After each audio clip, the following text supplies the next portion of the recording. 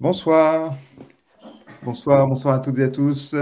Merci d'être présent pour ce nouveau webinaire de Grands Espaces. Vous êtes maintenant pour beaucoup habitués à ces événements réguliers qu'on organise sur les différentes thématiques polaires et d'ailleurs pas seulement.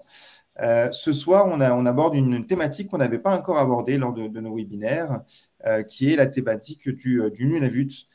Puisqu'en cette année, on a 2 voyages qui se déroulent dans le Grand Nord canadien, et notamment un dans le Nunavut et un second dans le Labrador, qui sera aussi le thème d'un prochain webinaire.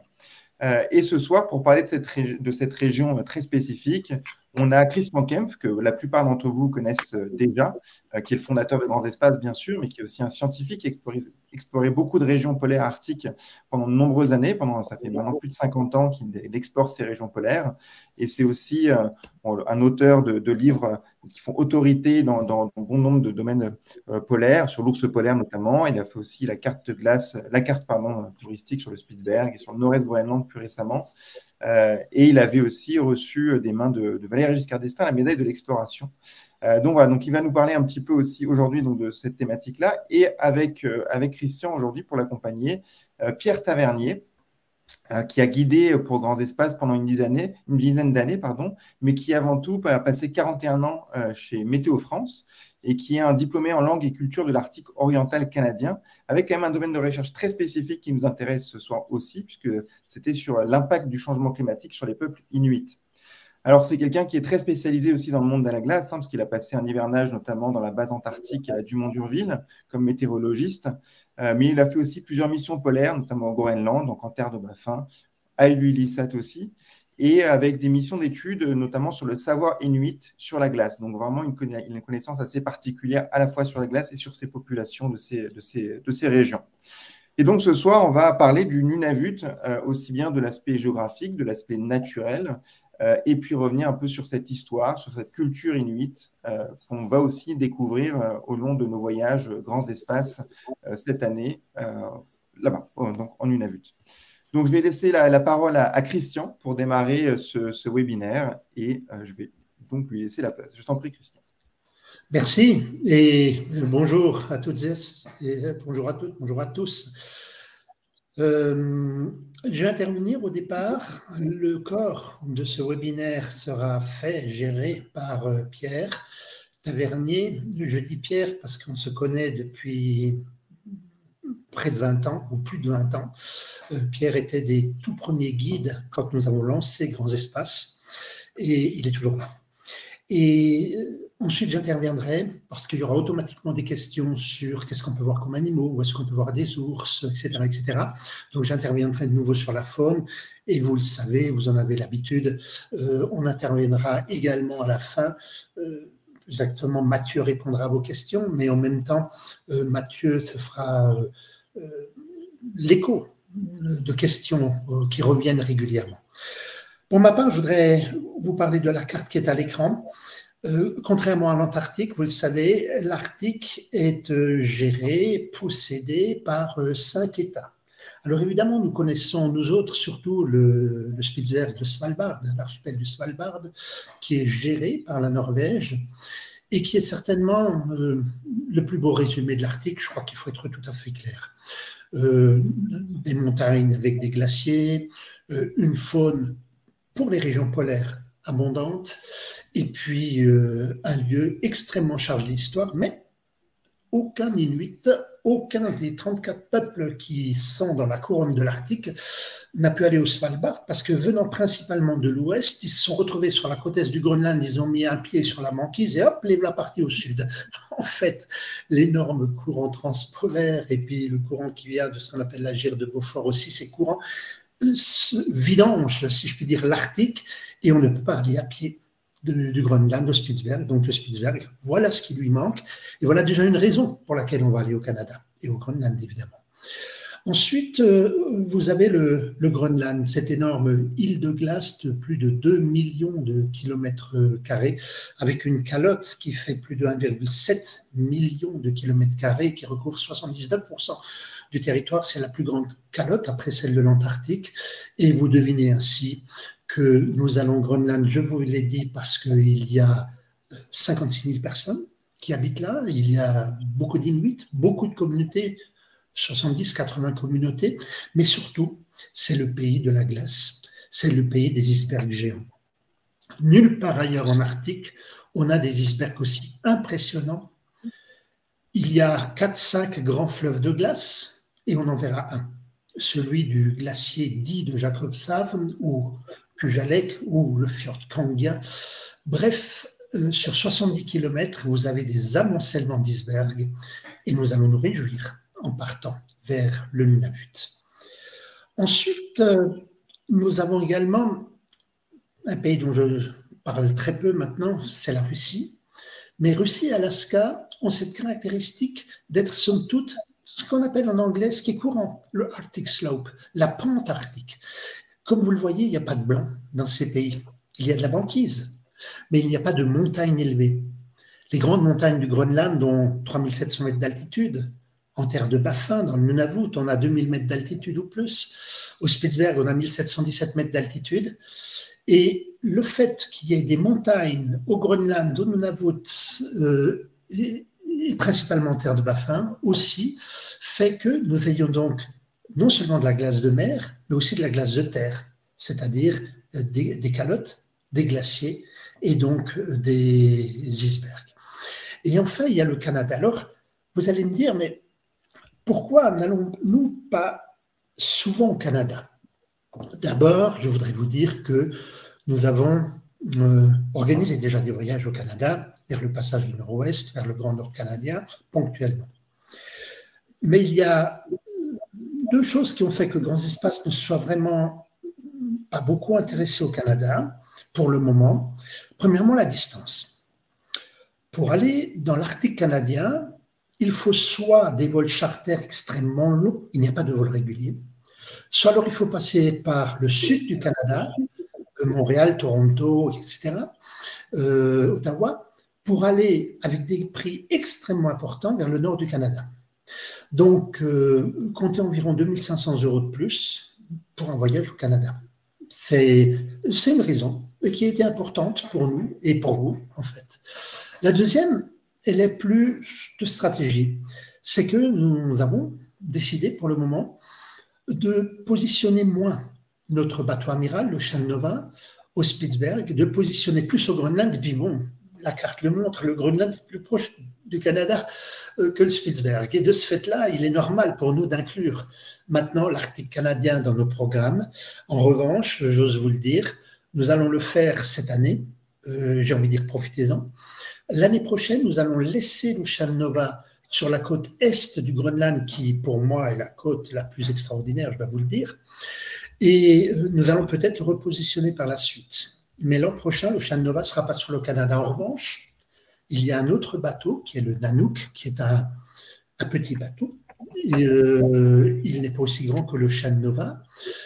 Il a 12 passagers, mais c'est un bateau, comme on dirait en anglais, un ocean going vessel, un bateau fait pour la glace, un bateau fait pour les mers océaniques, puisqu'il travaillait en plein hiver en mer du Nord par forte tempête. Donc c'est un bateau bien adapté et ce bateau, tous les ans, va aller sur la côte ouest du Groenland et il va aller dans l'archipel nord-canadien. Alors, pardon Pierre, je sais que je parle Canada, qu'il faudrait dire aussi Nunavut, mais pour le moment, je me restreins à parler Canada. Mais voilà donc les grandes caractéristiques et les raisons pour lesquelles nous ne sommes pour le moment pas allés dans ces régions canadiennes.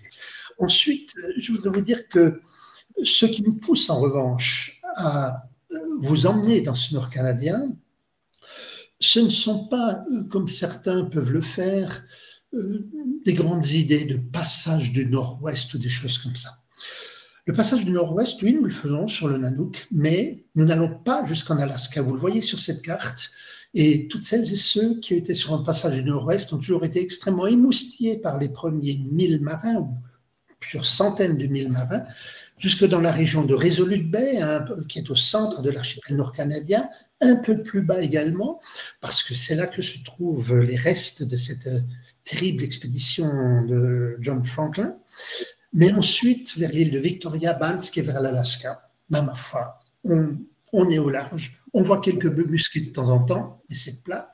Et il n'y a pas de quoi s'arracher les cheveux en termes de paysage. Et c'est pour ça que nous allons vraiment nous concentrer sur l'Est du Canada et sur le début de ce passage du Nord-Ouest sans aller plus loin.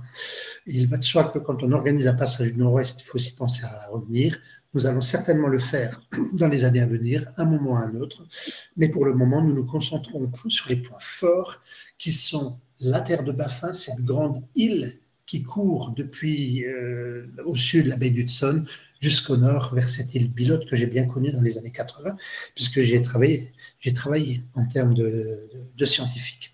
Donc, nous nous concentrons véritablement sur cette terre de Baffin et également sur la terre d'Ellesper. La terre d'Ellesper, très peu connue, car très protégée par la banquise, comme vous allez voir. Et puis, alors on va voir des animaux, j'en parlerai tout de suite, mais je voudrais aussi vous parler, on va voir ça maintenant avec les images suivantes, des conditions que nous allons retrouver là, des conditions de glace notamment. Nous sommes là mi-septembre, c'est-à-dire c'est le moment où certains seront sur le Nanook et d'autres seront sur l'Ocean Nova. Et je vais faire défiler une série de cartes. La première date de 2018, et vous voyez que on peut aller un peu partout. On peut aller en terre d'Ellesper jusque très haut. On peut faire le tour de la terre de Baffin, on peut aller dans le passage du Nord-Est, aucun problème. L'année suivante, c'est un peu plus compliqué, mais bon, tout va encore bien. L'année suivante, vous voyez, là par exemple, et je dis ça avec un clin d'œil pour les personnes qui nous regardent et qui sont sur le Nanook, l'année suivante, nous n'aurions pas pu faire le tour de la terre de Baffin. C'est-à-dire qu'à ce moment-là, nous serions allés dans le passage du Nord-Est par Resolute assez loin, le plus loin possible. On serait certainement remonté vers le nord, mais on aurait dû reprendre la route que prendra l'Ocean Nova parce que le détroit, alors, sur le plan technique, ça s'appelle le détroit de Fury et de la Hecla et de la Fury, n'était pas libre. Et l'avant-dernière photo que nous allons voir, c'est la situation de l'an dernier, ou ma foi, donc 2022, où tout aurait été plus ou moins possible. Mais ce que je veux vous montrer au travers de ces photos, c'est une chose, c'est que la banquise commande, notamment pour le Nanook, et que d'une manière ou d'une autre, Nanook verra de la glace. En revanche, pour toutes celles et ceux qui nous accompagnent sur l'Ocean Nova, regardez, c'est désespérant. Tout plein d'icebergs, ça on ne les voit pas là sur la carte, mais on ne voit pas de banquise. Alors là, nous sommes mi-septembre, en revanche, nous allons y aller au mois d'août et on termine ainsi par la dernière photo et vous voyez, il y a quelques morceaux de glace qui se promènent encore dans la mer de Baffin, mais je ne peux pas vous promettre de la banquise pour les personnes qui seront sur l'Ocean Nova au mois d'août. Donc, vous allez me dire, mais pourquoi, à ce moment-là, faire ces voyages à ce moment très précis? Un petit peu comme sur l'est du Groenland, nous avons, nous autres, quand on fait nos programmes, à jouer entre l'automne. L'automne n'est pas bien dans ces régions. À partir du 10 octobre, il y a des tempêtes. Donc, pour nous, le mois de septembre est l'idéal. Septembre jusqu'à début octobre, c'est l'idéal. Mais à l'inverse, vous l'avez vu, au mois d'août, la banquise bloque encore tout pratiquement jusqu'au 20 août. Donc, somme toute, on a un mois pour aller dans ces régions. Alors, je sais bien que ce n'est pas le meilleur moment en termes de vacances scolaires, en termes d'arrangements divers et variés, mais c'est le moment qu'il faut choisir pour aller en bateau polaire dans ces régions captivantes. Et je voudrais juste terminer en disant que, évidemment, Nunavut, évidemment Canada, mais n'oublions pas ce pays fascinant qu'est le Groenland, en terminant par des images qui nous montrent en fait ce Groenland des icebergs. Ce Groenland des icebergs géants, plus de 40 000 icebergs, lit-on dans la littérature, mais moi je vous dis qu'il y en a des centaines de milliers des icebergs. Ici nous sommes à Ilulissat, nous nous promenons. Ilulissat vient où nous nous arrêterons. Nous arrivons à Kangerlussuaq, le grand hub groenlandais, nous allons ensuite à Sisimiut et nous allons à Ilulissat. Et là on va aller vers le centre d'information sur les glaces et en faisant quelques centaines de mètres de plus, on est là au bord de l'Isfjord, ce fjord extraordinaire où vous avez les icebergs géants qui s'agglutinent les uns contre les autres.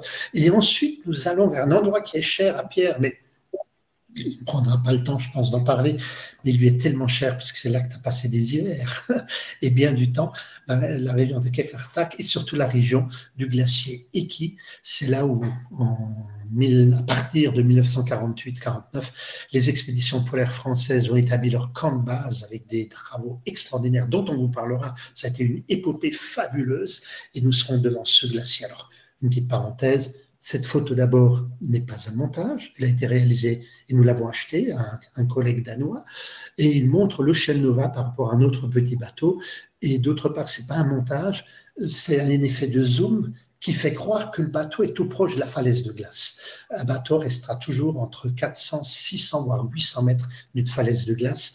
En revanche, quand on prend un téléobjectif, ça donne des photos impressionnantes et c'est avec la perspective de ce glacier Eki qu'on va quitter le Groenland pour aller, non pas dans la terre de Pierre, puisque Pierre, sa vraie terre, c'est avant tout le Groenland, je crois, mais pour nous faire emmener par Pierre, qui sera évidemment donc de nos guides, avec Xavier Allard, avec d'autres, avec moi-même, vers ce fabuleux Nunavut.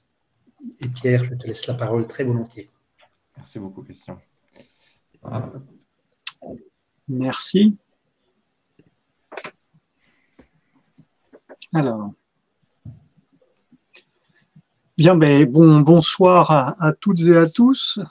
Donc, ma petite présentation, c'est un petit exposé sur les Inuits. On va partir des Inuits des temps très anciens jusqu'au Nunavut actuel pour comprendre le cheminement et pour toutes celles et tous ceux qui auront la chance d'aller dans les petites communautés inuites pour mieux en apprécier, je dirais, toutes les valeurs inuites qui sont encore aujourd'hui présentes et bien connaître leur histoire. Alors sur cette carte, qui est un petit peu différente de celle présentée par Christian, il y a deux choses à voir. Je dirais la première, c'est la ligne verte que vous voyez sur l'extérieur de la carte. Cette ligne verte, c'est ce qu'on appelle en anglais la tree line, en français la ligne des arbres.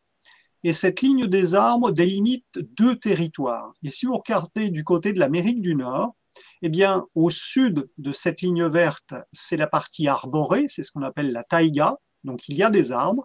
Et au nord, c'est la toundra, donc un pays sans arbres. Et ça veut dire que l'ensemble du territoire occupé par les Inuits est un pays sans arbres. Ils le disent, alors je vais vous citer un petit peu d'Inuktitut, Napaartuk Rangitumi, ça veut dire on habite le pays où il n'y a pas d'arbres. Et ça change totalement leur vision du paysage. Ils aiment des paysages dégagés. Et surtout, pourquoi est-ce qu'ils ne sont pas allés plus au sud? Parce que l'arbre fournit quand même énormément de ressources. Eh bien, tout simplement, c'est un côté historique, c'est que les Amérindiens qui étaient arrivés avant eux en Amérique du Nord occupaient déjà ces territoires. Et entre Inuits et Indiens, malheureusement, les contacts ont souvent été plus que belliqueux. Il y a eu même des tueries mémorables. Et donc voilà, chacun sur son territoire, les Inuits restant dans la toundra. Et la deuxième chose à voir sur cette carte, c'est qu'au centre de l'océan Arctique, vous avez en blanc ce que l'on appelle la banquise permanente, celle qui est présente d'une année sur l'autre.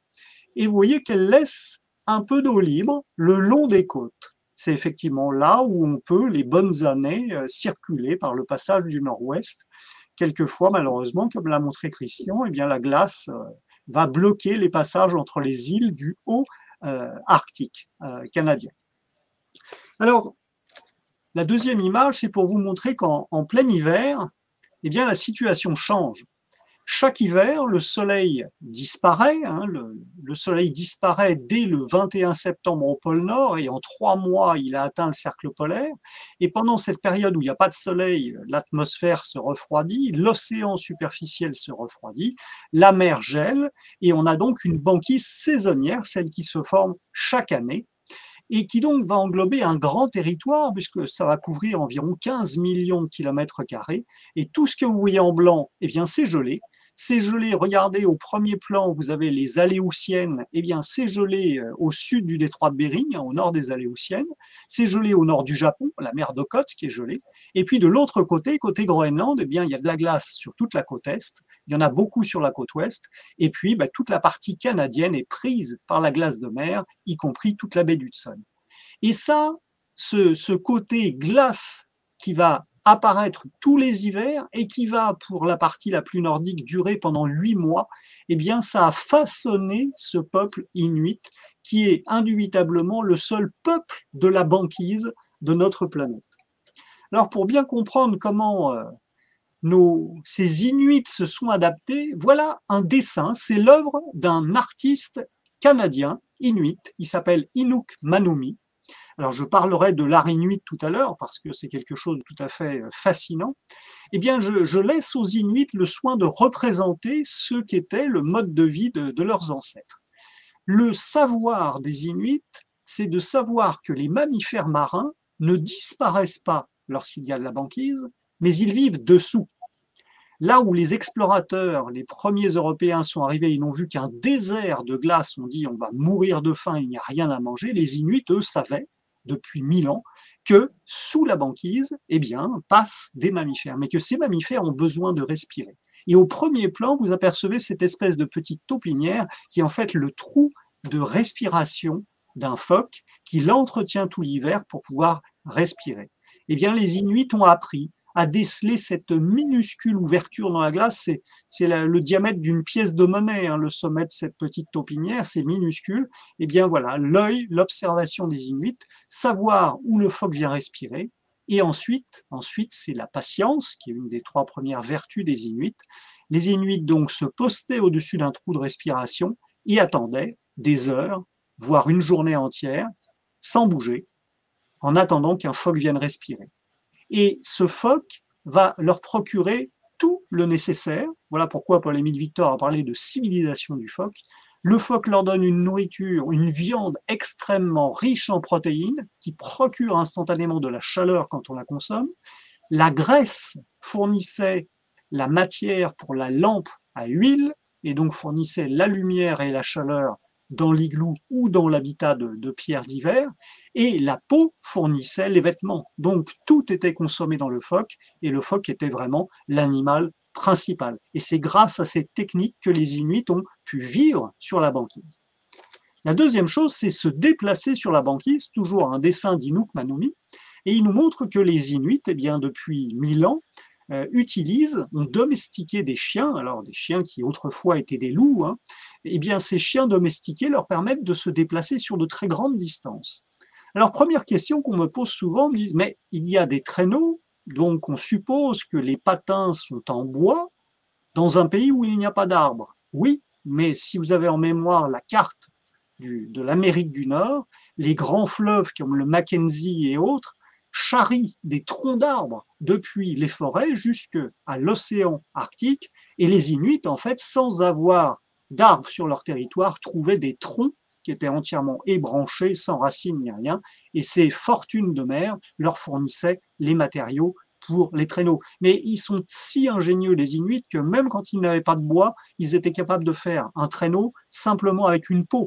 Vous prenez une peau de phoque, vous la trempez dans l'eau, vous la laissez congeler à l'extérieur, vous l'assemblez avec des traverses en os et vous avez un traîneau. Donc voilà comment ils ont pu aussi se déplacer. Et ce dessin d'Inuk Manumi nous montre 2 choses. Au premier plan, les toutes petites vaguelettes, eh bien c'est la banquise. La banquise saisonnière est parfaitement plane. On peut faire 100 km dans la journée.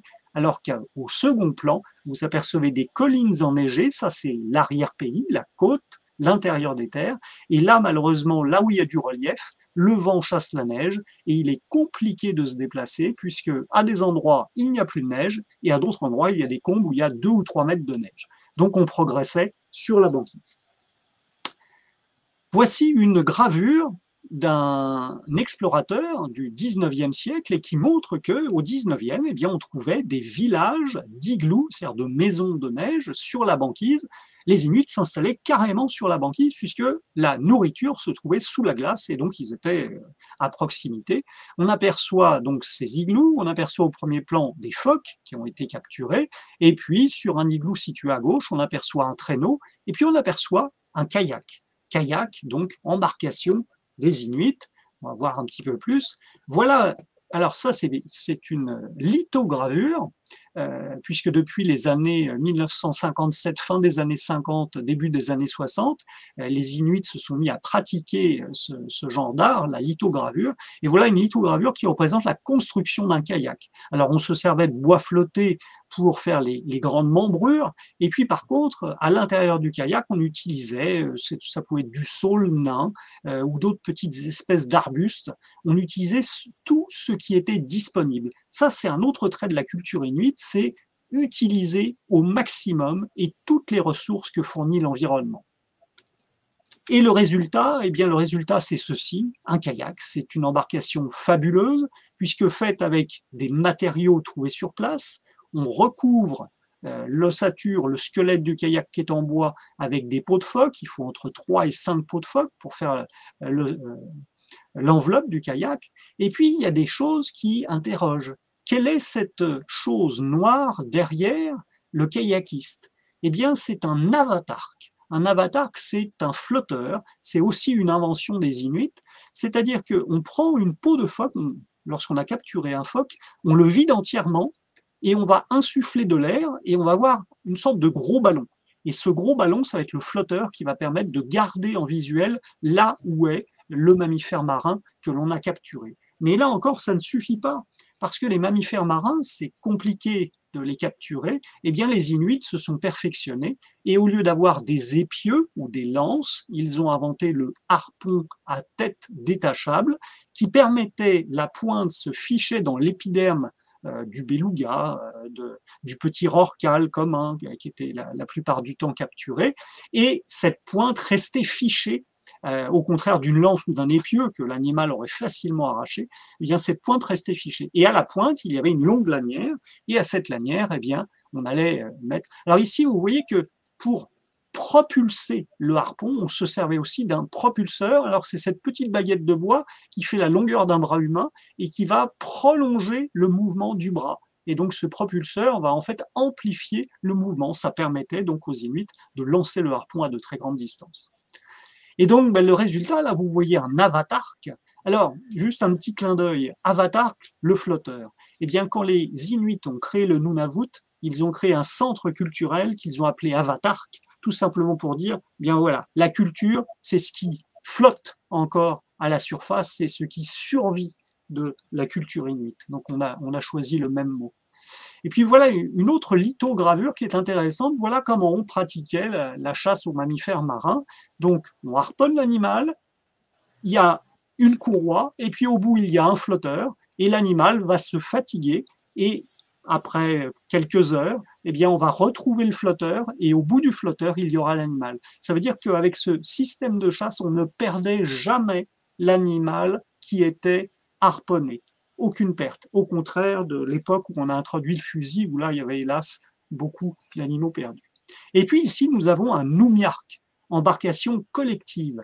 Alors, le kayak et l'oumiarque n'étaient utilisés, bien sûr, qu'en période d'eau libre, ce qui signifie environ 4 mois, alors qu'au contraire, on avait 8 mois pour se déplacer en traîneau à chien.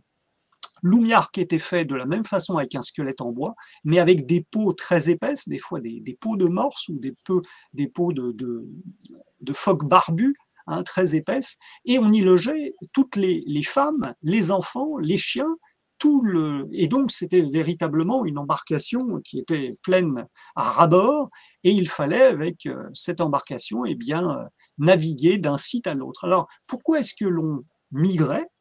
Les Inuits, c'est un peuple nomade de chasseurs, pêcheurs, cueilleurs, qui se déplaçaient en fonction de la nourriture. C'est-à-dire, il y avait une saison où on pouvait pêcher les saumons, au moment où les saumons revenaient dans les rivières, donc là, on s'arrêtait près des sites à saumons. Des saisons où les caribous venaient jusqu'à la côte, et donc là, c'était la chasse aux caribous, on s'arrêtait, mais les caribous, ils migrent, ils viennent l'été, ils repartent à l'automne, donc, et le reste de la saison, eh bien, dès que la mer commençait à geler, on hissait l'oumiarque sur la terre, on le retournait, on le mettait hors de portée des chiens, et là, on bâtissait une maison d'hiver. Donc les Inuits se sont déplacés pendant un millénaire au gré des saisons à la recherche toujours de la nourriture. Alors voilà une photo d'un homme au tambour une photo sur laquelle j'aimerais m'arrêter un moment parce que je vous ai parlé des techniques. Alors, techniques qui sont fabuleuses, hein, le kayak, c'est une invention absolument remarquable. Et les techniques de chasse inuit, ils ont perfectionné ce qu'avant eux, ce que l'on appelle les paléo-esquimaux, avaient esquissé pendant 2-3 millénaires, mais les Inuits actuels, qui descendent des Inuits de Thulé, eux, ont 1000 ans. La technique, c'est une chose, mais il y a l'imaginaire, il y a le rapport à la nature, et là, j'aimerais m'arrêter sur cette photo. Là, vous voyez un homme heureux, il sourit, il joue du tambour. Alors, on jouait du tambour dans plusieurs occasions. Je vais en citer une, par exemple, pour régler des différends. Voilà comment on réglait la justice chez les Inuits. Deux hommes pouvaient avoir un différend, peut-être à propos d'une femme, à propos de la chasse, que sais-je. Eh bien, on réglait le différend en tapant du tambour et en chantant une chanson qui était destinée à dénigrer l'adversaire. Et le juge, c'était l'Assemblée. Si l'Assemblée riait des sarcasmes, eh bien, le premier chanteur avait gagné, ainsi de suite. Donc voilà comment on réglait pacifiquement les conflits. Et le deuxième usage du tambour, c'était le chaman, bien sûr, puisque pour entrer en transe, eh bien, on battait du tambour, un rythme régulier, et au bout d'un moment, le chaman tombait en transe, il quittait son enveloppe corporelle pour rejoindre le monde des esprits et aller intercéder, aller interroger, par exemple, ce qu'on appelle la mère de tous les animaux marins, qui vit au fond de la mer, hein, Sedna, la déesse de la mer, aller l'interroger, pourquoi est-ce qu'il n'y a pas de phoques, pourquoi est-ce qu'il y a la famine, pourquoi est-ce que nous mourrons de faim, et le chaman intercédait avec les esprits. Mais cela va plus loin parce que la conception des Inuits du monde est totalement différente de notre vision occidentale. Pour eux, c'est un peuple donc à vision animiste, il y a une âme dans chaque être, y compris le phoque, et cette âme va être amenée à voyager. Et donc, lorsque l'on va chasser le phoque, la règle, c'est ne pas le faire souffrir, c'est respecter l'animal. Si on le fait, et au moment de la capture, on lui donne de l'eau pour étancher sa soif, eh bien, l'âme d'un animal va partir dans un autre animal qui, à nouveau, viendra s'offrir au chasseur. C'est ça la vision, c'est que les animaux s'offrent aux chasseurs. Et voilà aussi pourquoi la deuxième valeur du monde inuit, c'est le partage, c'est-à-dire que depuis 1000 ans, tout ce que la nature offre est partagé de manière gratuite entre tous. Jamais on ne laisse quelqu'un mourir de faim, on partage tout ce que la nature nous donne, que ce soit des poissons, du phoque, de la baleine. Et aujourd'hui encore, dans les communautés inuites, on trouve des congélateurs communautaires, tout le monde y met de la viande de caribou, de ceci, de cela, et celui qui a faim va se servir. Cette valeur-là a passé les siècles. Et puis il y a, eh bien, regardez cette carte. Il y a deux informations sur cette carte. La première, c'est de voir l'étendue, l'ère AIRE, Inuit, partie d'Alaska il y a 1000 ans. En moins de 2 siècles, les Inuits sont arrivés au Groenland. Cela a étonné les archéologues, une migration aussi rapide, mais souvenez-vous, ils avaient pour l'été kayak et umiak, et l'hiver des traîneaux à chiens, capables de franchir 80-100 km dans la journée, ce qui explique leur migration extrêmement rapide. Et puis ils ont gagné vers le sud, et là vous voyez sur cette carte, au premier plan, le Canada, ils ont gagné jusqu'au nord du Québec, ce qu'on appelle le Québec arctique, le Nunavik, et ils ont vécu depuis l'an 1000 jusqu'en 1576 sans quasiment avoir rencontré d'Européens. Je parle pour les Inuits canadiens. Hein. Ceux du Groenland avaient rencontré les fameux Norrois, Scandinaves ou Vikings, on les appelle comme on veut, vers l'an 1000. Mais là, au Canada, la première rencontre, c'est 1576. Et 1576, c'est l'anglais Frobisher qui est à la recherche du passage du nord-ouest, c'est-à-dire il cherche la route vers les Indes, qui doit passer par le nord. Il pense avoir trouvé ce passage, mais il est dans le détroit qui mène à la baie d'Hudson, donc il s'est trompé, hein, la baie d'Hudson c'est un cul-de-sac, et malheureusement, les premiers contacts sont belliqueux, mais par la faute de Frobisher, puisqu'en fait, les premiers Inuits qu'il aperçoit, il les prend pour des animaux. Il dit des embarcations et au sommet des animaux parce qu'ils sont vêtus de fourrure. Il les capture pour les ramener en Angleterre, les montrer à la cour de Londres, et où ils vont mourir en quelques semaines parce qu'ils n'ont aucune défense contre les maladies européennes. Et à chacun de ces voyages, il va faire de même. Donc comprenez la réaction des Inuits. Dès qu'ils voyaient revenir ces grands navires, ils comprenaient que certains d'entre eux allaient disparaître à jamais, d'où ces conflits entre premiers explorateurs et Inuits.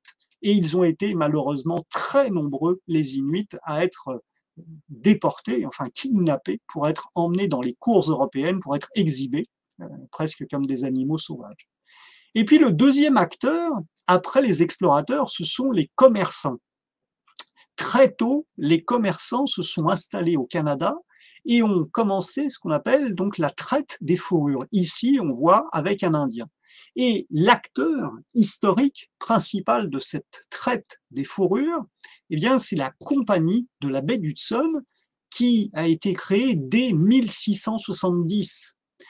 Et à l'époque, la couronne britannique lui avait donné plein pouvoir sur le territoire de la baie d'Hudson, et donc il pouvait exploiter toutes les ressources. Alors si vous voyez bien à l'image, on voit bien sûr des élans, on voit un renard, puisque la fourrure de renard était très prisée, on voit des castors, la peau des castors, et donc dès 1670, il y a eu des postes de traite où l'on échangeait des biens avec les Indiens en échange de fourrure. Et ça a introduit, je dirais, une première donnée perverse vis-à-vis du système des chasseurs, c'est que jusque-là, les Inuits ne pratiquaient qu'une chasse de subsistance, ils ne prélevaient que le strict nécessaire sur la faune.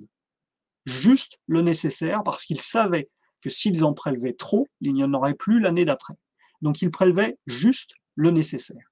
C'était une chasse raisonnée. Du jour où ils sont entrés en contact avec les fourreurs, on leur a dit, mais si vous nous ramenez 10 peaux de renard, ben, je vous donne une aiguille en métal. Et ainsi de suite. Et là, la chasse a changé, c'est-à-dire que les Inuits se sont mis à chasser des espèces qu'ils chassaient moins auparavant, simplement pour avoir du troc, avoir des choses à échanger. Et peu à peu est entré dans leur consommation courante le thé, le tabac, le café, le sucre, la farine, dont il se passait fort bien auparavant, mais auxquels ils se sont habitués, et surtout à avoir, en échange de fourrure, ces biens de consommation. Un acteur qui est arrivé un peu plus tardivement, ce sont les baleiniers. Les explorateurs, dans leur récit, disaient « Oh, dans la mer de Baffin, nous avons vu quantité de baleines ». Donc les baleiniers sont montés dans ces eaux, le long de la terre de Baffin, entre Groenland et Canada. Et là, les baleiniers, alors non seulement ont chassé énormément de baleines, jusqu'à faire disparaître certaines espèces, tout ça pour alimenter les lampes, la Grèce en Europe, mais surtout ils sont entrés en contact avec les Inuits, et là, un autre échange, alors bien sûr ça n'était pas à l'avantage des Inuits, puisqu'ils troquaient une peau d'ours contre, pareil, soit une aiguille en métal, soit une petite cuillère, que sais-je, mais surtout, au fil du temps, ils ont, on va dire, embauché des Inuits pour notamment des postes baleiniers. Il est prévu d'ailleurs que nous nous arrêtions sur un ancien site baleinier lors de la croisière avec l'Ocean Nova.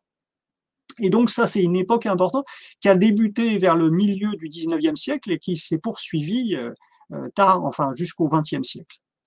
Et puis le troisième acteur, eh bien, ce sont les missionnaires.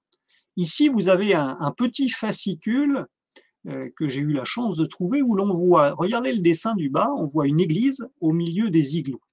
Et au-dessus, vous voyez cette écriture bizarre, c'est du syllabaire, c'est-à-dire que chaque signe représente une syllabe. Eh bien, ce sont les missionnaires qui ont utilisé ce syllabaire pour alphabétiser les Inuits et leur apprendre la Bible. Donc, dans ces petits livrets, il y avait des psaumes que les Inuits pouvaient apprendre et donc venir chanter à l'église. Et donc, ce sont les missionnaires qui ont apporté l'écriture aux Inuits. Et les Inuits ont adopté cette écriture parce qu'ils y ont vu un signe naturel. Ils ont dit, mais c'est comme les traces des animaux dans la neige. Et ils ont adopté cette écriture. Et aujourd'hui, c'est très compliqué lorsqu'on leur dit il faudrait peut-être abandonner cette écriture syllabaire pour adopter une autre graphie qui soit plus en rapport avec les autres peuples arctiques, mais il y a une grande réticence tellement ils l'ont bien adopté. Et puis, eh bien là, je voudrais faire un petit arrêt sur image. En 1922, nous avons eu la chance qu'un réalisateur américain, Robert Flaherty, tourne dans la baie d'Hudson, que nous allons visiter, Nanook l'Esquimau. Alors en anglais, Nanook of the North. On est en 1922. Alors c'est un film qui a marqué, on a dit que c'était le premier documentaire du cinéma. C'est plutôt un docu-fiction parce qu'il a fait jouer des scènes, ça n'est pas totalement un documentaire. Néanmoins, c'est un instantané qui est une valeur inestimable pour voir comment vivaient encore les Inuits en 1922. Et une petite anecdote, nous allons voir un petit extrait d'1 à 2 minutes de ce film. Il faut savoir que ce film, quand il est arrivé en France, eh bien, il a un peu bouleversé nos habitudes cinématographiques. Avant Nanook l'Esquimau, à l'entracte, on vous distribuait des oranges. Et depuis Nanook, on vous distribue des bâtons de crème glacée que l'on a appelés Esquimaux. Voilà un petit extrait du film.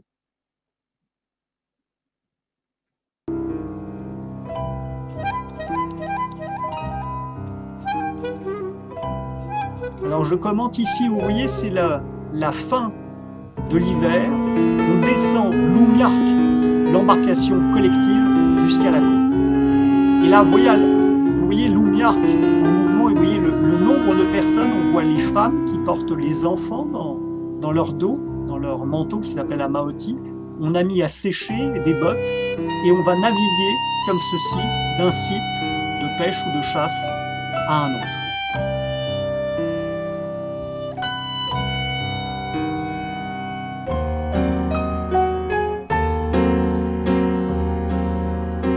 Et lorsqu'on arrive sur le rivage, on va utiliser le même Oumiark finalement comme une tente, c'est-à-dire qu'on va le retourner et on va pouvoir passer la nuit dessous à l'abri. Là, vous voyez les vêtements en fourrure traditionnelle qu'ils utilisaient. Vous voyez un long pan à l'arrière. Voilà la différence par exemple entre les Inuits canadiens et les Inuits du Groenland. Les Inuits canadiens disent des Groenlandais que ce sont des Akukitumiut, c'est-à-dire eux ils ont un tout petit pan à l'arrière. Donc voilà comment ils voient les différences vestimentaires. Et là on voit alors l'arrivée au comptoir et vous voyez à l'arrière la quantité de fourrures de renards qui sont exposées sur ce magasin de crêpes de fourrure. Et là les Inuits viennent troquer, ils viennent proposer donc aux commerçants leurs fourrures, renards et autres peaux. Voilà, merci Mathieu pour cet extrait.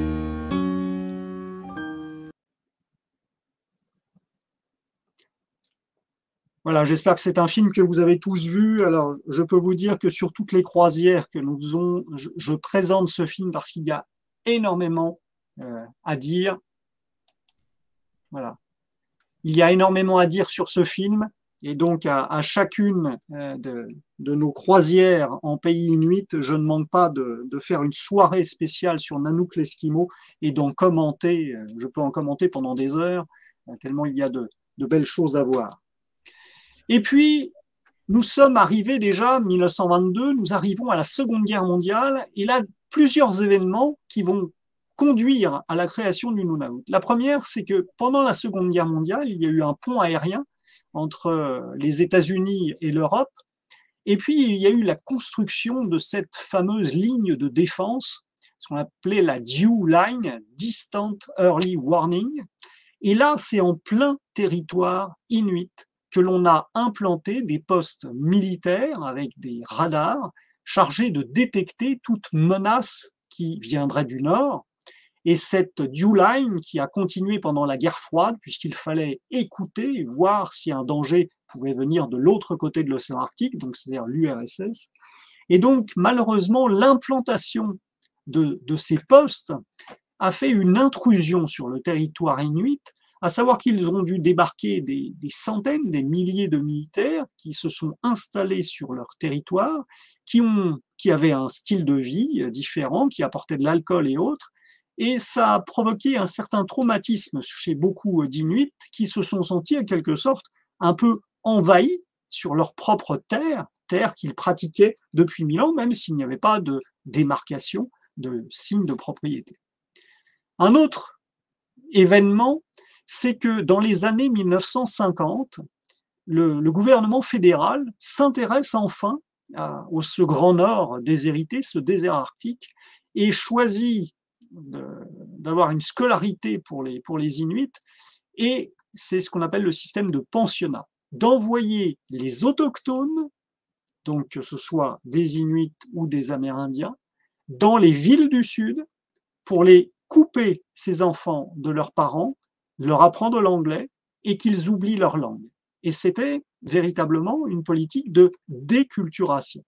Et de cette manière, on espérait faire de tous ces autochtones de bons citoyens canadiens.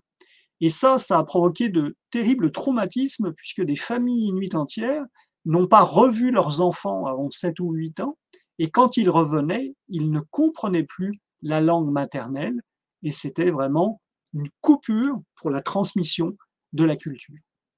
Et puis le troisième événement qui a un peu amené à ce désir d'indépendance, c'est qu'en 1957, pour des questions de souveraineté, parce que le haut arctique était convoité par d'autres, eh bien, on a délocalisé. Alors, vous voyez les flèches, on part du nord de la baie d'Hudson, d'Inukjuak, on a pris des Inuits d'Inukjuak, et on les a emmenés tout au nord, là où il n'y avait pas encore de village inuit, ce qui a donné Resolute et Grisfjord, en leur disant, dans 2 ans, vous revenez chez vous.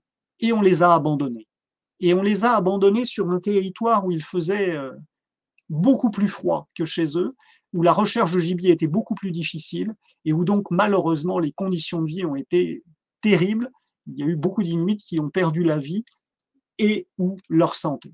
Et donc ça, c'est aussi un traumatisme qui est resté dans les mémoires aujourd'hui encore, même si le gouvernement actuel a présenté ses excuses aux Inuits pour ces délocalisations qui n'avaient d'autre but que d'affirmer la souveraineté. Et c'est ça qui a amené, dès les années 1970, des leaders inuits se sont fédérés pour créer l'Inuit Tapiriit Kanatami, c'est-à-dire une association des Inuits pour défendre leurs intérêts auprès du gouvernement. Et peu de temps après, s'est créé l'Inuit Circumpolar Council. Et ça, c'est la représentation des Inuits, mais dans tout l'Arctique, c'est-à-dire groenlandais, Alaska, canadien et même en Chukotka. Et ces deux entités vont œuvrer pour avoir une reconnaissance du droit inuit sur leur territoire.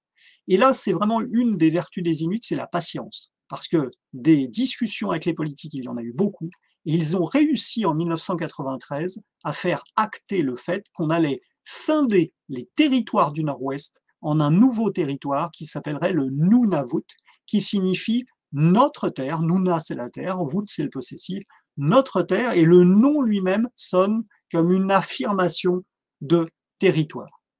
Et donc le Nunavut, ben voilà, qui est né le 1er avril 1999, après quasiment 20 ans de négociations, qui est un immense territoire, hein, c'est comme le Groenland, quasiment 2 millions de kilomètres carrés pour seulement 40 000 habitants.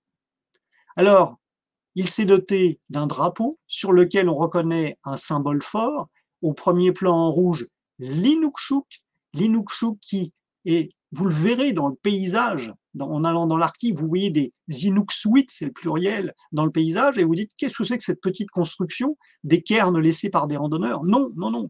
L'Inukshuk, c'était un symbole qui servait à beaucoup de choses. Au pied d'un Inukshuk, on pouvait trouver de la nourriture. D'un Inukshuk, on peut voir un autre Inukshuk et ça indique le chemin à suivre.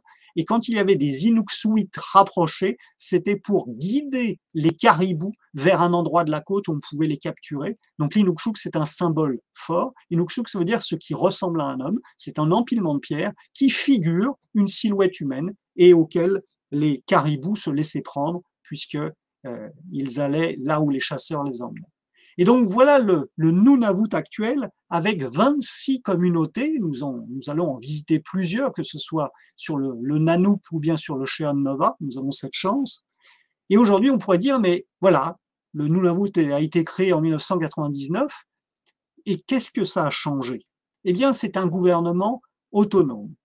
Alors, je vais prendre le départ. Aujourd'hui, quand vous allez au Nunavut, on a cette chance incroyable de trouver des sites archéologiques qui ont été remis en valeur. Ici, des archéologues canadiens qui ont ils ont simplement redressé les pierres et remis les os de baleines. Voilà une maison typique des Inuits thuléens, chasseurs de baleines, c'est-à-dire une maison semi-souterraine en pierre, et puis dessus, une charpente tout en os de baleine que l'on recouvrait de peau, puis ensuite de neige, de mousse, de terre pour l'isoler, et on vivait à l'intérieur. Voilà ce genre de choses qui est incroyable. On n'a pas d'aussi beau site, par exemple, au Groenland. Et puis, le Nunavut moderne, c'est ça. Ici, vous avez la petite localité de Pond Inlet. Alors, vous dites, c'est charmant, toutes ces petites maisons, mais ce qui frappe, et vous allez voir quand on va y arriver en bateau, c'est l'isolement. Mais nous sommes à des heures de route en bateau du premier village. Ce sont des villages extrêmement isolés, qui sont autonomes. Et qu'est-ce que l'on trouve dans ces villages? Eh bien, on trouve encore des chasseurs. Ça, c'est la troisième chose, hein. Après la patience, le partage, c'est un peuple qui est resté un peuple de chasseurs, de chasse de subsistance. Puisque les fourrures se sont effondrées, hélas, on va dire à peu près au milieu du XXe siècle, la vente des fourrures, et les Inuits, donc, n'ont plus rien, ne peuvent plus vendre de fourrure, il n'y a plus de marché pour ça. Et donc, ils pratiquent la chasse de subsistance. Et un Inuit qui est fier, s'il parvient à subvenir à ses besoins et à ceux de sa famille uniquement avec les produits de sa pêche et de sa chasse. Donc, on continue à chasser, c'est une culture. Et puis, il y a la nourriture. Ici, vous voyez deux aînés, EES, assises à même le sol. Alors, on voit leur belle camite, leurs belles bottes avec les semelles en peau de phoque, en train de déguster un petit bout de matak. Elles sont dehors. Mais ça aussi, c'est un trait qui n'a pas changé depuis 1000 ans. C'est un peuple qui vit à l'extérieur.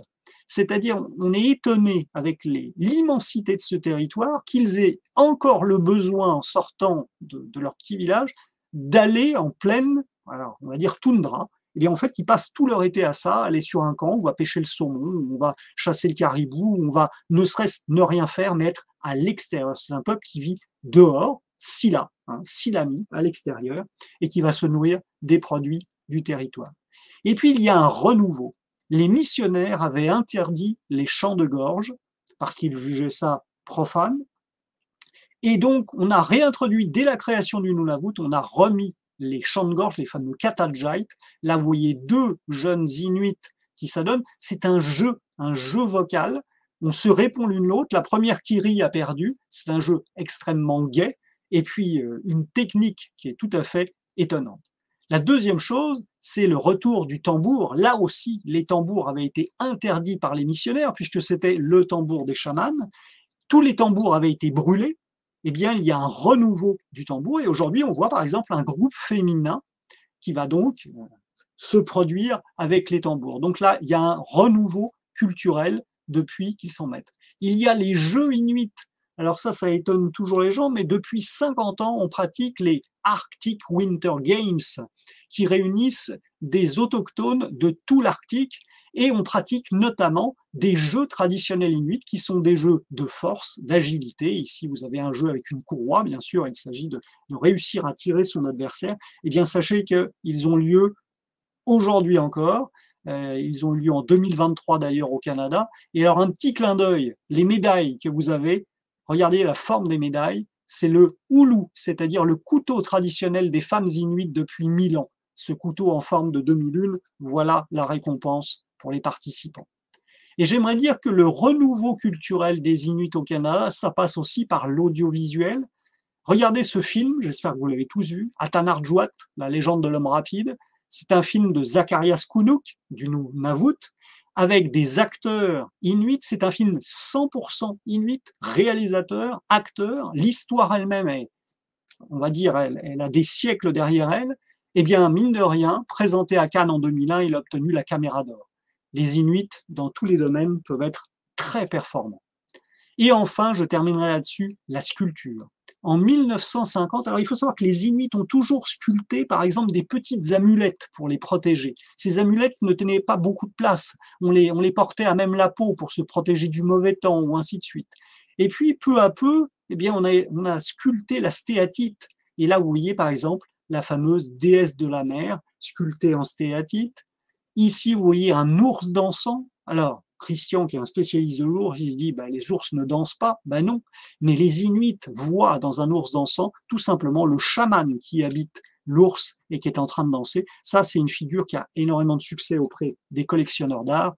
Et enfin, nous avons Qenodjuak Achevak, qui est la plus grande artiste en gravure, et son fameux hibou qu'elle a conçu, qui était d'abord en noir, qui est aujourd'hui coloré, qui est une dame qui a été décorée au Canada, cette œuvre figure en timbre, et donc il y a un rayonnement de l'art inuit né dans les années 50-60 et qui aujourd'hui fait le bonheur des collectionneurs d'art, et dans toutes les communautés que l'on peut visiter, on peut trouver des artistes et on peut trouver des coopératives dans lesquelles sont exposées ou reproduites ces œuvres d'art.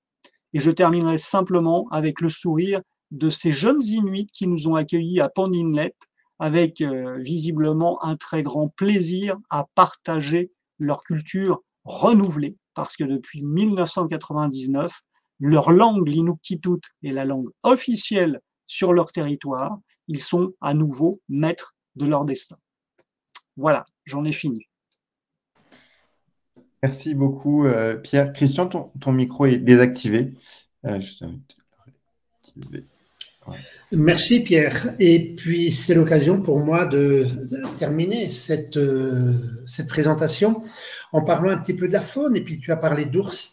Je me souviens de ma dernière visite à Iqaluit, donc capitale du Nunavut, au sud de la terre de Baffin, et où il n'y avait pas de séance politique, je dirais, au Parlement.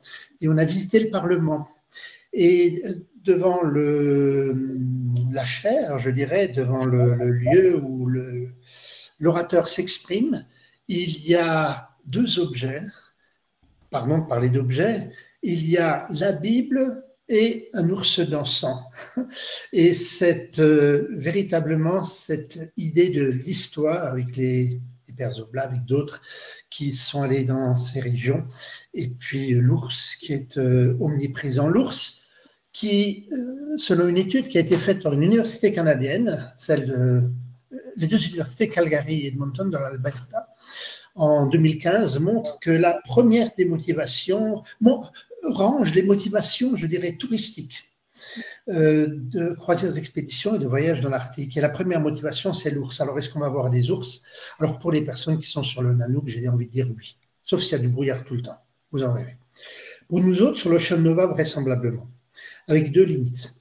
La première limite, c'est que les ours sont chassés. Ce n'est pas comme au Svalbard, au Spitsberg, où les ours deviennent peu craintifs. Donc, ils sont chassés. Ils sont même extrêmement chassés au Groenland, puisque c'est l'un des problèmes, je dirais, de la population d'ours actuelle. Le Canada, en particulier, autorise la chasse de 600 à 800 ours par an, ce qui est trop, je le dis clairement, au gré de la dynamique de la population d'ours mondiale. Mais ça, c'est un autre sujet. Et puis, il faut savoir cependant que 60% des populations mondiales d'ours se trouvent au Canada. 13 des sous-populations d'ours sur 19 dans le monde se trouvent au Canada. Oui, il y a des ours. La deuxième motivation, ce sont les glaces. Je vous ai parlé de la banquise, des icebergs, nous en verrons. La troisième, ce sont les paysages. Pour les paysages, évidemment, ça se partage mal, ça se vit. Mais c'est vrai que nous sommes au pied, notamment à Pagnirtun, de paysages qui... Allez, rien que le nom de la montagne importante, le mont Thor. Le Thor, cette divinité norroise, viking du Grand Nord. Ben, oui, il y a des falaises impressionnantes, il y a des milieux extrêmement impressionnants. Et puis, je voudrais vous dire, les couleurs seront avec nous. Vraisemblablement, on aura un peu de neige. La première neige, fin août, septembre, c'est la première neige. Il peut même neiger un 14 juillet, au demeurant. Enfin, il neige plutôt à l'automne qu'en plein été. La neige va certainement poudrer, sucrer les sommets des montagnes. Ce sera aussi l'automne. Et dans ces montagnes où la toundra, sur ces glacis, sur ces pentes, où la toundra est pleine d'éricacées au sens large du terme, c'est-à-dire d'érelles, de myrtilles, mais aussi de saules, de boulons, ce sont les couleurs qui vont être belles. Et puis surtout, c'est le moment où on aura un peu de nuit. Oh, jusqu'à 6-7 heures de nuit, mais avec des cieux extraordinaires, avec un soleil qui se couche, qui met du temps à se coucher, qui met du temps à se lever, et qui nous offre alors des couleurs extraordinaires quand ce n'est la nuit. Quand le soleil, lui, est couché, ben nous, on a un équipage qui reste sur la passerelle et qui nous fait signe quand il y a l'une des plus saisissantes lumières du polaire qui apparaît et que sont les aurores boréales. Donc, oui, ce seront des moments de paysage. La quatrième motivation, ce sont les autres mammifères. Oui, vous verrez, je peux le dire, vous verrez des morses. Il y a des groupes de morses, mais à nouveau, plus farouches qu'au Spitzberg, par exemple, aussi farouches qu'au Groenland, je dirais, et vous verrez des baleines. Il y a, notamment dans la baie d'Isabella, des lieux où il y a des grandes concentrations de mégaptères, en particulier au mois d'août et au mois de septembre. On ne peut pas promettre toutes les baleines, mais on verra des baleines. Et ensuite, hélas, ce n'est qu'au dernier plan, au 5e plan, que l'on range les motivations liées aux peuples locaux. Et si nous avons mis ce voyage en place, vous allez vous en rendre compte en regardant entre les lignes de nos catalogues ou de nos programmes, il y a une part, je dirais pour parler un peu simplement, d'excursion dans la toundra ou entre les icebergs, mais il y a surtout une part profonde de connaissance des communautés, qu'elles se fassent de manière, je dirais, relativement froide et sans jeu de mots, en regardant des musées, tout simplement, en regardant des maisons et en commentant avec nos guides, ou que ça se fasse de manière plus réelle. Alors là, je pense notamment aux personnes qui auront la chance d'embarquer sur Nanook. 12 personnes qui débarquent dans une communauté, c'est fabuleux. Et donc là, les échanges seront réels, mais même sur le Chat-Nova, nous sommes, je dois vous le rappeler, que 70, ben ma foi, les échanges pourront être intéressants. Donc c'est tout cela que ces voyages de l'automne proposent. Alors écoutez, nous on a bien parlé, je dirais, Pierre et moi, de tout ce qui nous attire dans ces régions, mais je sais que vous, il y a aussi des choses qui vous attirent, il y a des questions, et peut-être que Mathieu en a sélectionné quelques-unes. Il y a pas mal de petites questions, certaines sur lesquelles tu as déjà pu répondre, mais sur lesquelles on va tout de même essayer de rebondir. Une première question de manière générale sur le voyage, notamment de fin août. Quel sera le climat? Alors, tu as répondu un petit peu sur le temps du soleil, mais voilà, le climat général, la température, un petit peu le temps qu'on peut avoir à ce moment-là.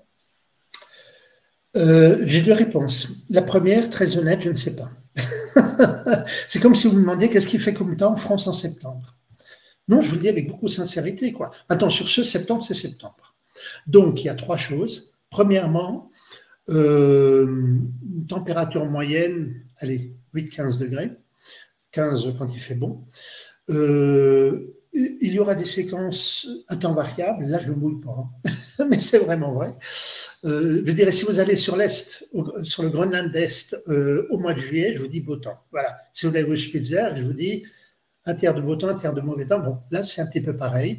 Pourquoi? Parce que nous avons un centre dépressionnaire sur la mer de Baffin, mais nous sommes à l'abri des montagnes de Baffin, ce qui nous amènera fjord en fjord, vraisemblablement, ou site par site, à des météos différentes, quoi. Donc, je dois vous dire que, bon, on ne peut pas prévoir le temps des mois à l'avance, mais que globalement, c'est un mois de septembre en Arctique, c'est-à-dire pas très froid, hein, on aura froid sur les zodiacs comme toujours, mais disons pas très froid, et avec un petit peu comme au Spitzberg du beau temps et du mauvais temps, et on aura logiquement une tempête à un moment ou à un autre, ça c'est évident. Hein, je veux dire, bon, voilà, ce qu'on a moins au Spitzberg qu'en été, mais bon, partir 12 ou 15 jours dans le Grand Nord en bateau, bon, voilà, on se fait une journée de tempête. Voilà ce que je peux dire, mais bon, voilà.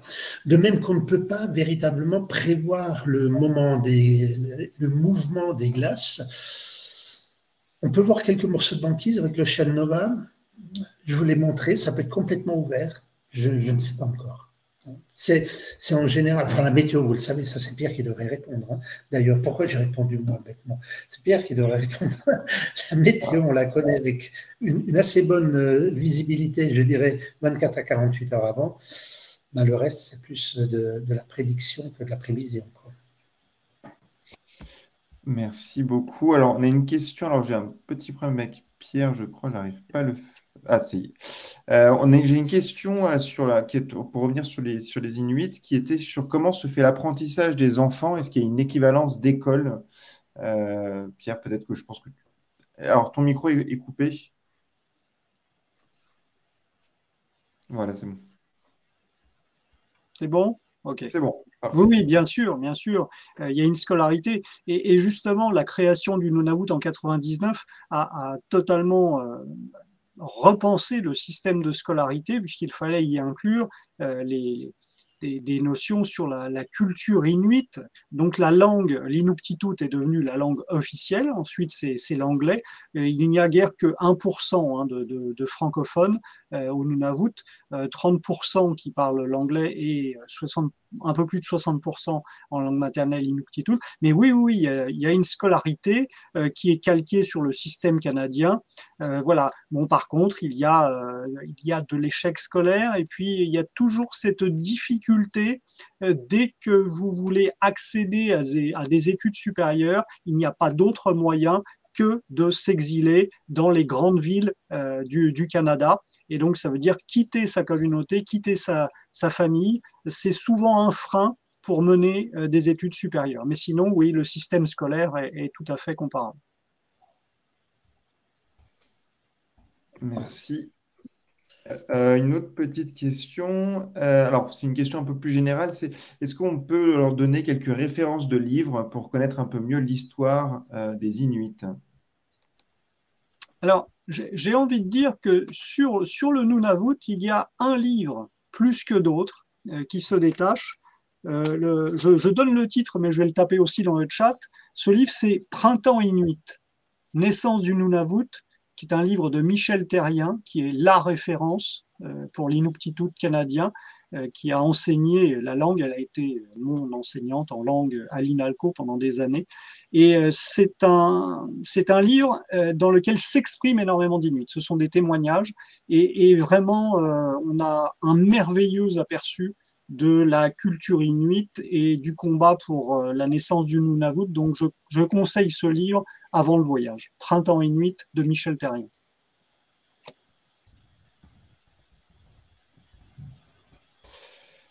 Ensuite, on a une autre question. Alors, quelle est la différence entre Inuit et Inuguit?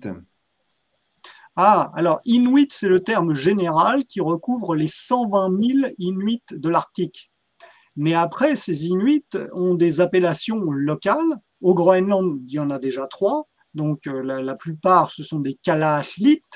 Sur l'est, des Tunumit. Et les Inuguit, ce sont donc ceux qui habitent au nord-ouest, la région de Thulé, de Raanark, de Surapaluk et ainsi de suite. Eux, ce sont les Inuguit, donc un petit groupe. Voilà. Donc, Inuit, le terme générique. Et puis, au Groenland, cette appellation locale, de même. Alors, il y a des tas d'ethnonymes, hein, il y a les Inuvialuit et ainsi de suite. En fait, ce sont des ethnonymes propres, c'est-à-dire que les Inuits se disent, voilà, il faut nous appeler de telle manière. Voilà, et donc les anthropologues respectent ces choix. Et voilà, les Inuits, un petit groupe. Les Inuits, c'est voilà, pour désigner la culture dans son ensemble. Merci beaucoup. Deux dernières petites questions. Est-ce qu'on aura des possibilités de voir des aurores boréales pendant le voyage donc, du 28 août, j'imagine, sur le Nunavut? Oui, la période est idéale.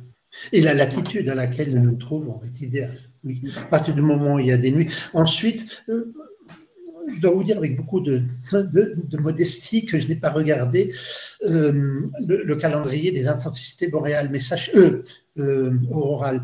Mais sachez que nous sommes dans une année très riche en aurore. Hein. Tu as peut-être quelque chose à ajouter, Pierre, parce que je vois que tu opines. Et non, mais c'est tout à fait ça. Donc, non, c'est effectivement une bonne période. Super. Et du coup, il y a une belle chance de voir des aurores. C'est aussi le cas de nos voyages en Norvège en ce début d'année qui ont vu beaucoup d'aurores boréales et ça va être le cas encore aussi en cette fin d'année. Une autre question sur la faune. Est-ce qu'on a des chances de voir éventuellement des belugas et des narvals? Des chances toujours.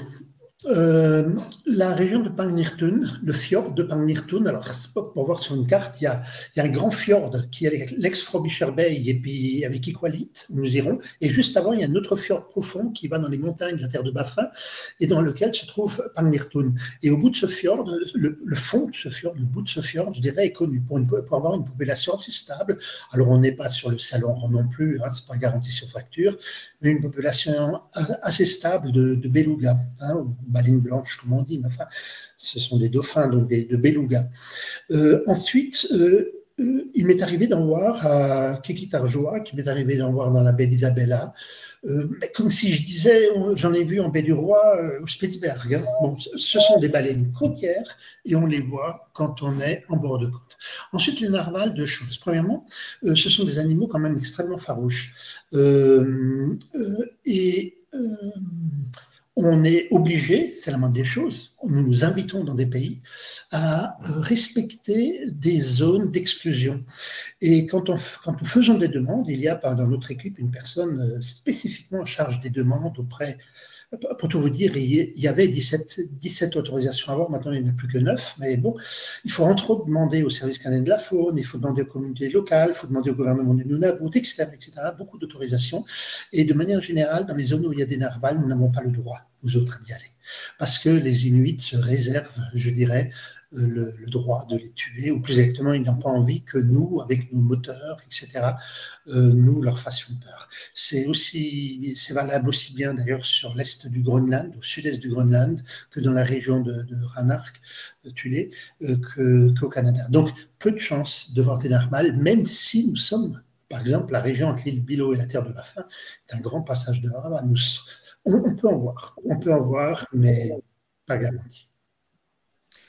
Et je vous en ai donné les raisons. Je vous en ai donné les raisons. Une autre question faune.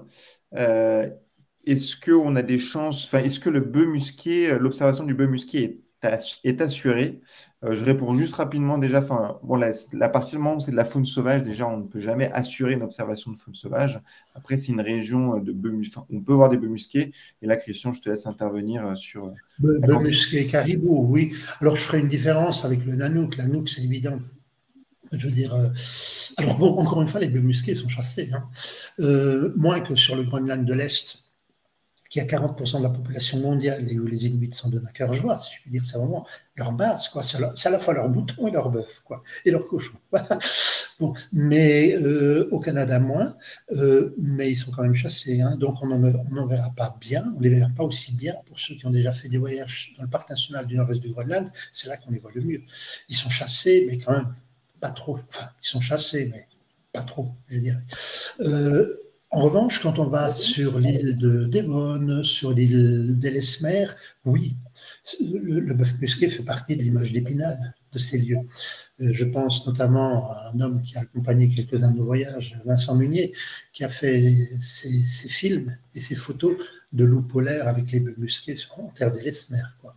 Donc, le voyage de Nanook, oui, il est sur les terrains du bœuf musqué. Eh bien, voilà, je crois que c'était la dernière question que l'on avait sur tous les sujets qu'on a abordés ce soir. Donc voilà, si vous avez un mot à rajouter, je vous laisse le faire. Sinon, on va pouvoir clôturer petit à petit ce webinaire qui était un petit peu plus long que d'habitude, mais c'est un sujet qui était passionnant, avec beaucoup de sujets à traiter. Donc, et là, de ce que j'ai pu voir des commentaires, je vois que ça a beaucoup plu. Donc merci beaucoup. Alors, il faut venir maintenant. Il faut vraiment voir sur le terrain. Parce que parler est une chose, mais vivre et sentir, ça, c'est autre chose. C'est ça. Alors, du coup, ce voyage s'organise donc sur l'Océan Nova, donc, qui a lieu le 28 août. Il nous reste quelques places, et plus beaucoup sur ce voyage-là, mais il nous reste quelques places. Je vais vous mettre le lien du voyage dans le chat. Comme ça, vous pouvez, si vous le souhaitez, aller consulter le programme. N'hésitez pas aussi à nous appeler par téléphone, appeler nos équipes pour discuter un petit peu du voyage et puis qu'on puisse discuter de votre projet de voyage dans ces régions.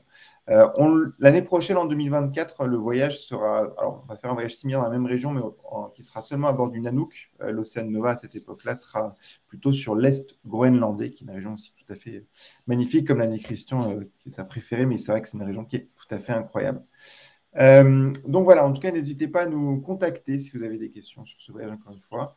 Et très bientôt, la semaine prochaine, nous aurons un nouveau webinaire sur le Grand Nord canadien, mais cette fois sur le Labrador, donc une région aussi qui vaut le détour, et avec aussi quelques places encore sur ce voyage. Donc, on va clôturer ce webinaire et en vous remerciant à toutes et à tous d'avoir été présents ce soir avec nous. Et puis en vous disant à très bientôt pour un nouveau webinaire, pour un nouvel événement ou tout simplement à bord de l'un de nos bateaux ou sur l'un de nos voyages. Donc, merci à toutes et à tous et je vous souhaite une excellente soirée. Merci. Au revoir, Christian, bonsoir.